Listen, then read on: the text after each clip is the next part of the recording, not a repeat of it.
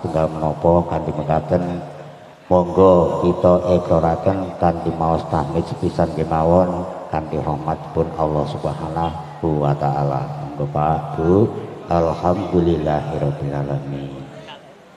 Dumateng sagung para pepundhen para sesepuh sesepuh bini sepuh ingkang anggung mastuti dumateng beboyaning kautamen ingkang pantes pinundi saha pinabekten ingkang sampun sapuhu pono ing pamawas lebda ing tutur ingkang tansah kula bektosi. Dumateng Bapak Ibu tamu undangan ingkang duhu kinurmatan dhateng kantun kunjunganipun Bapak Lurah sinartan staf sedaya ingkang wonten tlatah Badir Dolopo Madiun menika salam taklim kula katur dumateng handika sadaya.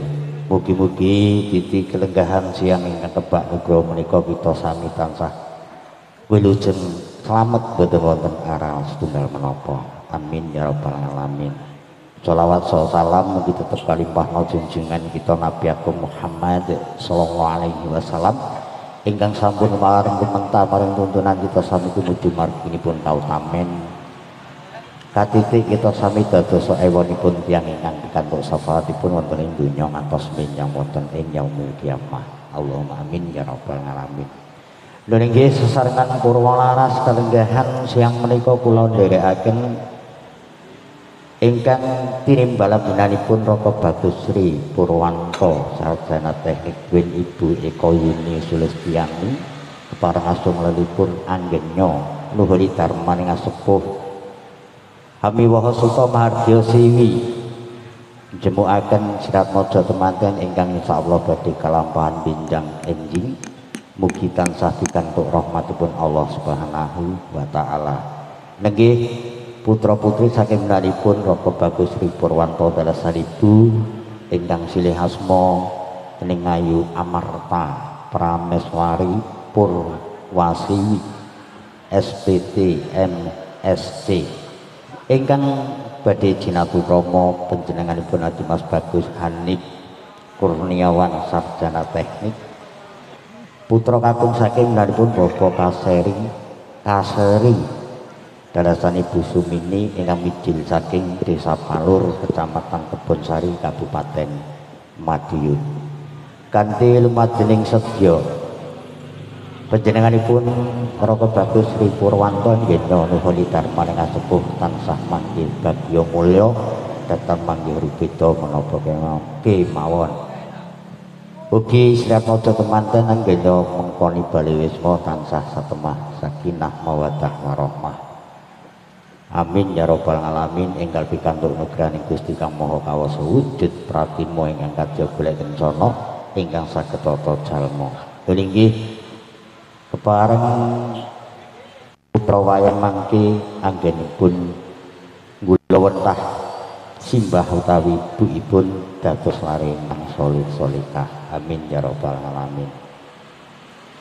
Kadiri kelenggahan siang menika tinimbala menanipun Raka Bagus Sri Purwanto sarjana teknik dalah salibu kepareng ngaturaken lelipur Purwalaras seni karawitan Purwalaras ingkang sampun sumadyo sadaya para wira pradonga ingkang sasuwukipun gending ladrang slamet ingkang katampen kala wau wonten langgam saderma mugi ndadosaken sukarananing penggalih saking piningkah sadaya. Ewa semanten siang punika seni karawitan Purwalaras dipun live streaming RTV channel ugi wayang kuno channel Demang channel ingkang kalenggahan sapunika kepareng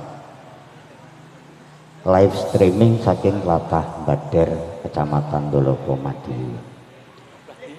Wis wonten kula wonten kilap sekalepatan selaku pemandu adicara mewakili kadang-kadang kula wira pradonga ingkang siang menika ngabiyantara wonten lepatipun diagung pangapunten dhateng kantun audio DNA Audio Production sinengguya kadang widawati ingkang sampun parang samekta ing dadi saweging diri panjenenganipun ingkang angka setunggal Bu Sri Bu Sri. Ingkang angka kalih panjenenganipun Bu Yatmi. Nggih. Ingkang angka 3 panjenenganipun ing Ayu Teni. Ingkang angka sekawan Bu Wati. Ingkang sedaya menika mangke badhe asmanipun wonten ngarsa sing andika sami. Mugi-mugi tansah mahanani swasana ayem tentrem. Kali mekaten gending candhaipun kula sumanggaken dumateng Kadang Wira Pradangga wonten lepat Diagung Pangaksama. Nuwun kula nuwun.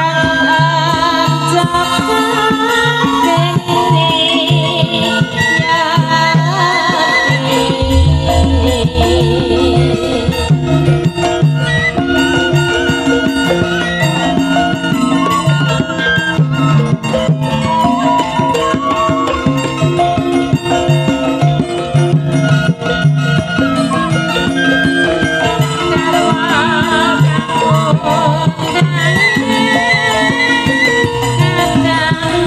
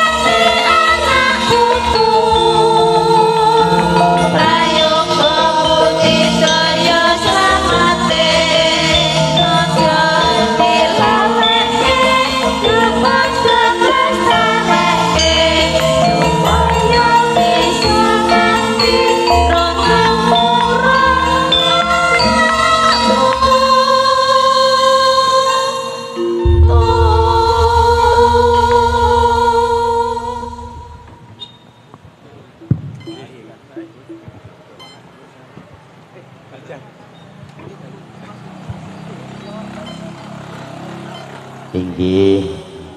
sampun katemben Kewala suwuk menika kala wau Ladrang Sriwidodo laras belok barang